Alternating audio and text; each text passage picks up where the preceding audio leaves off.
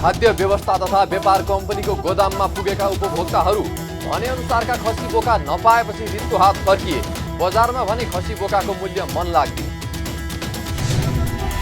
चौतर्फी आलोचनापछि सत्तारूढ नेकपाका साथै प्रमुख प्रतिपक्षी नेपाली कांग्रेसका सबै सांसदहरूले दशैं भत्ता फिर्ता गर्ने, उक्त रकम कोरोना कोषमा जम्मा गर्ने उल्लेख। रसाताको दोस्रो दिन शेयर बजार दोहोरो अङ्कले बढ्यो। कारोबार रकम र शेयर संख्यामा भने भारी गिरावट।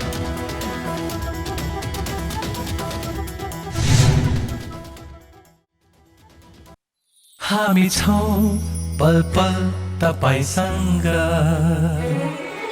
हिमाल पहाड तराईसँग, साथ छ हाम्रो बढ्ने कदमलाई। सलाम छ ती पोरखी हातहरूलाई, जिन्दगी सजाइदिन्छौँ हामी, हर सासको साथी बन्छौँ हामी।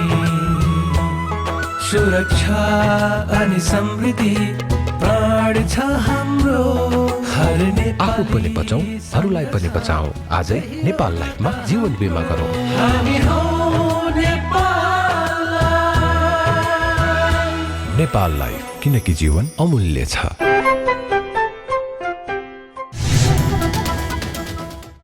नमस्कार, कारोबार समाचारमा स्वागत छ। अब समाचार विस्तारमा। नेपाल खाद्य व्यवस्था तथा व्यापार कम्पनी लिमिटेडले आजबाट खसी बोकाको बिक्री सुरु गरेको छ। कम्पनीले बडा दशैं सुरु भएको तेस्रो दिनपछि काठमाडौँको थापाथली स्थित बागमती प्रदेश कार्यालयको गोदामबाट खसी बोका बिक्री गर्न सुरु गरेको हो। संस्थानले खसी बोका हेटौँडा, तुलसीपुर र दाङबाट झिकाएर प्रति किलो 550 रुपैयाँका दरले बिक्री गरेको हो।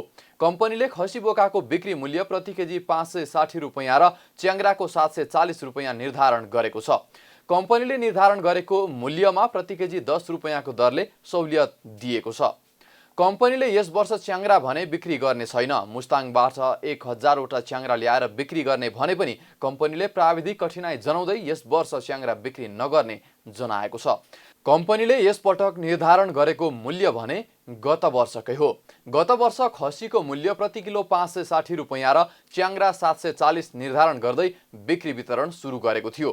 कम्पनीले बिक्री सुरु गरेसँगै उपभोक्ताहरू खसी बोका लिन संस्थानको गोदाममा पुगेका छन्। सस्तो खसी बोका पाउने आशमा गोदाम पुगेका कतिपय उपभोक्ता आफूले भने अनुसारका खसी नपाएपछि रित्तो हात फर्किएका छन्। कम्पनीले गत वर्षको भन्दा 50% कम खसी बोका बिक्रीका लागि राखेपछि केही बेर उपभोक्ताहरूले हारालुस नै गरेका छन्।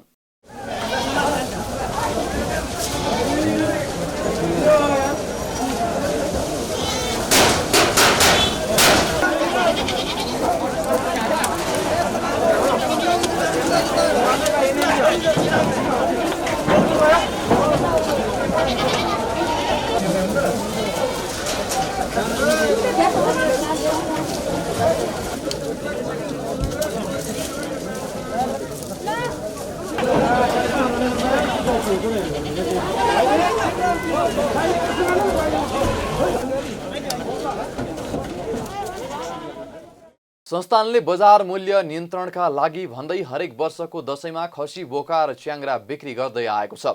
यस पटक 1000 च्याङ्ग्रा र 1000 खसी बोका बिक्री गर्ने योजना बनाएको कम्पनीले कोरोना संक्रमणका कारण उपत्यकामा कम खपत हुने अनुमान गर्दै पहिलो चरणमा 1000 खसी बोका मात्रै बिक्री गरेको छ। यद्यपि माग अनुसार केही थप हुन सक्ने कम्पनीले जनाएको छ। दशैंका बेला काठमाडौँ उपत्यकामा करिब 50,000 खसी बोका र च्याङ्ग्रा खपत हुने अनुमान छ। व्यापारीहरूले कोरोना संक्रमणको जोखिम देखाएर कम भित्रिएको बहानामा खसीको मूल्य मनलाग्दी लिन थालेका छन्। व्यापारीहरूले नेपाल खाद्य व्यवस्था तथा व्यापार कम्पनी लिमिटेडले निर्धारण गरेको भन्दा खसीको मूल्य प्रति केजी 40 देखि 90 रुपैयाँ बढीका दरले असुलेका हुन्। कम्पनीले बजार मूल्य नियन्त्रणका लागि भन्दै खसीको मूल्य प्रति केजी 560 रुपैयाँ निर्धारण गरेकोमा व्यापारीहरूले कलङ्की स्थित खसी बजारमा उपभोक्तासँग प्रति केजी 600 देखि 650 रुपैयाँका दरले मूल्य असुलेका छन्। च्याङ्ग्रामा भने प्रति केजी 160 देखि 240 रुपैयाँसम्म असुलेका छन्। व्यापारीहरूले कलङ्की स्थित खसी बजारमा च्याङ्ग्राको मूल्य प्रति केजी 900 देखि 980 रुपैयाँसम्म तोकेका छन् भने बोका र भेडाको मूल्य प्रति केजी 650 देखि 680 सम्म तोकेका छन्। उनीहरूले किसानबाटै प्रति किलो 580 देखि 600 सम्मको मूल्यमा खरिद गरेको जनाउँदै सरकारले तोकेको मूल्यले मर्कामा परेको बताएका छन्। उनीहरूले सरकारले निर्धारण गरेको मूल्यले किसानहरूले नै मूल्य नपाउने खतरा बढेको समेत बताएका छन्। अहिले हामीले चाहिँ यहाँ काठमाडौँ चौपाखाती प्रहरीले चाहिँ अब 900 च्याङ्ग्रा चाहिँ 900 देखि लिएर 980 सम्म र खसी 600 देखि लिएर 650 सम्म र उहाँहरूले अब कसरी चाहिँ अब रेट अब तय गर्नुभयो। अब हामीले चाहिँ गाउँबाट किसानबाटै चाहिँ 550 देखि लिएर 600 सम्म चाहिँ हामीले उठाएर ल्याएको छौँ व्यवसायले। अब त्यो चाहिँ कसरी चाहिँ अब त्यो रेट राख्नुभयो त्यो चाहिँ अब हामीलाई चाहिँ जानकारी भएन। तर यो चाहिँ अलि व्यापारीले चाहिँ अन्य नै भएको छ। सरकारले चाहिँ यो रेट राख्दाखेरि चाहिँ यो चाहिँ किसानले उनी गाउँमै चाहिँ 550-600 किसानले पाएको छ भने यहाँ ल्याएर कसरी बेच्न सम्भव हुन्छ। त्यहाँबाट यहाँ आउँदाखेरि वेट घट्छ। यहाँ त गाउँमा 600 पर्छ भने यहाँ अब 650, 670, 80 बेच्नु त्यो स्वाभाविक कुरा हो। त्यही उहाँले 560 उहाँ किनेर ल्याउनु भएको छ भने त्यो खसीको रेट यहाँ आउँदा 625-30 पर्छ। उहाँहरूकै पर्या हुन्छ 625-30।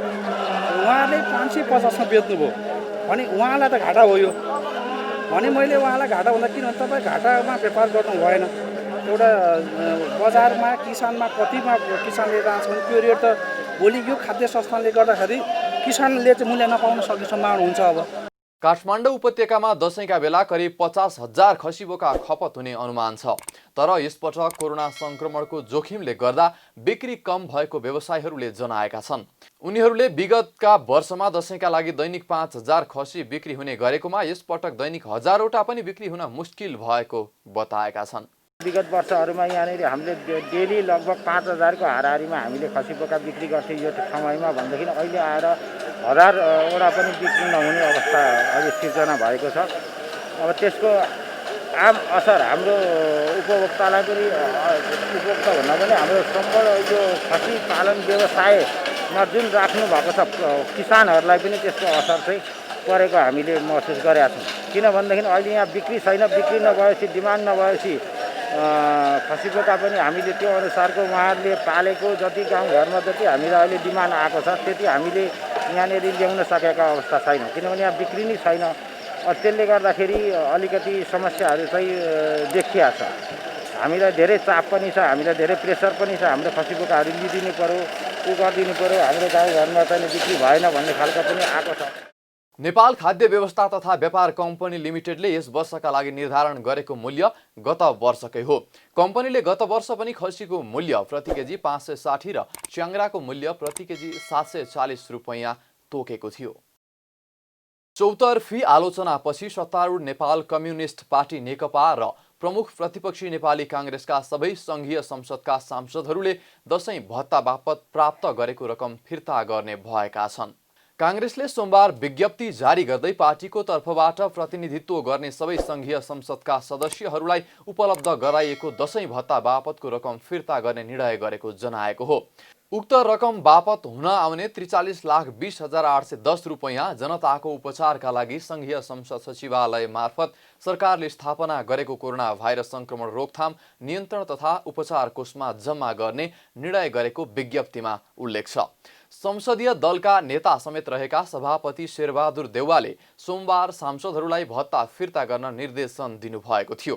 काङ्ग्रेसले कोरोना भाइरस महामारीको कारणले उत्पन्न विषम परिस्थितिमा जनप्रतिनिधिलाई दशैं भत्ता वितरण गर्ने सरकारको निर्णय समय सान्दर्भिक र उचित नभएको समेत ठहर गरेको छ। यता प्रमुख प्रतिपक्षीकै सांसदहरूले दशैं भत्ता बापत प्राप्त गरेको रकम फिर्ता गर्ने निर्णय गरेपछि दबावमा परेको सत्तारूढ नेकपाका सांसदले पनि दशैं भत्ता बापत आएको रकम कोरोना कोषमा जम्मा गर्ने निर्णय गरेका छन्। नेकपाका संसदीय दलको नेता एवं प्रधानमन्त्री केपी शर्मा ओलीले राष्ट्रिय सभाका अध्यक्ष, प्रतिनिधि सभाका सभामुख लगायतसँग छलफल गरेर यस्तो निर्णय गरेको जनाइएको छ। राष्ट्रिय सभामा नेकपाका 46 जना र प्रतिनिधि सभामा 174 जना सांसद रहेका छन् भने राष्ट्रिय सभामा कांग्रेसका 46 जना र प्रतिनिधि सभामा 174 जना सांसद छन्। अमेरिका, बेलायत र दक्षिण अफ्रिकाका लागि प्रस्तावित राजदूतहरू विरुद्ध संसदीय सुनवाई समितिमा 4 वटा उजुरी परेको छ।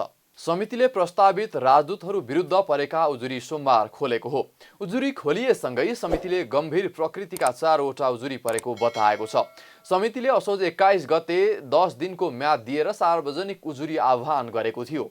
सोमबारको बैठकले प्रस्तावित राजदूतहरू विरुद्ध परेको उजुरीमा उजुरीकर्ताको नाम उल्लेख भएको तर सम्पर्क नम्बर उल्लेख नभएकाले कार्तिक 17 गतेका लागि समितिमा थप प्रमाणसहित उपस्थित हुन सार्वजनिक सूचना प्रकाशित गर्ने निर्णय भएको छ।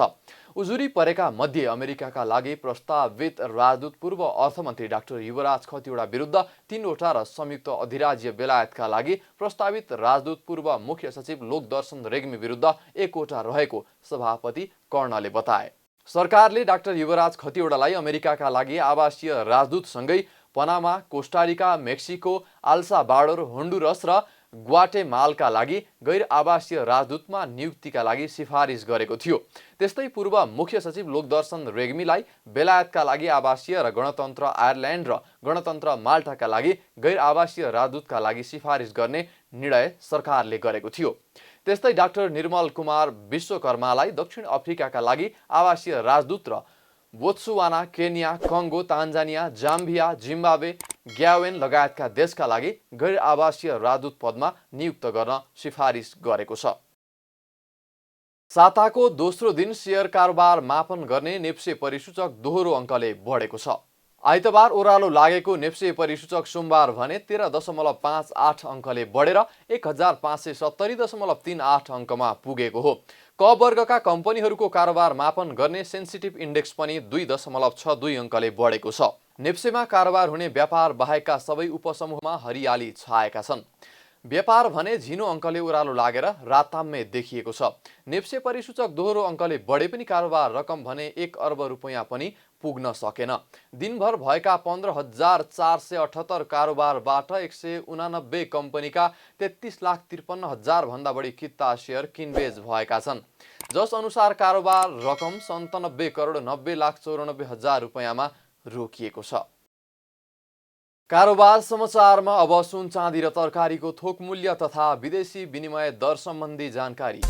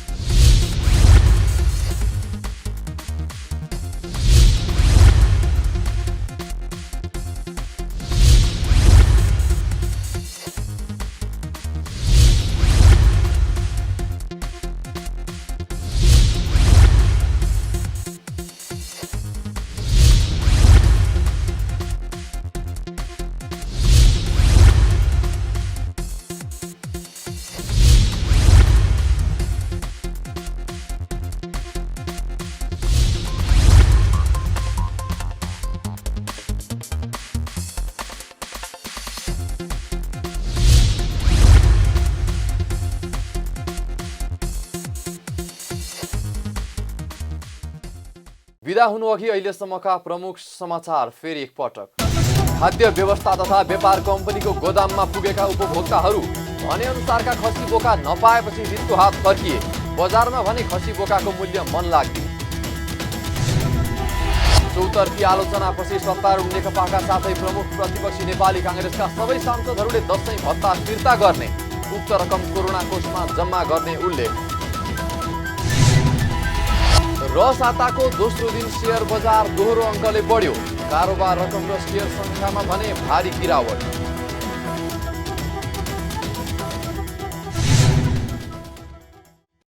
कारोबार समाचार सकियो। हामीलाई बिदा दिनुहोस्। नमस्कार।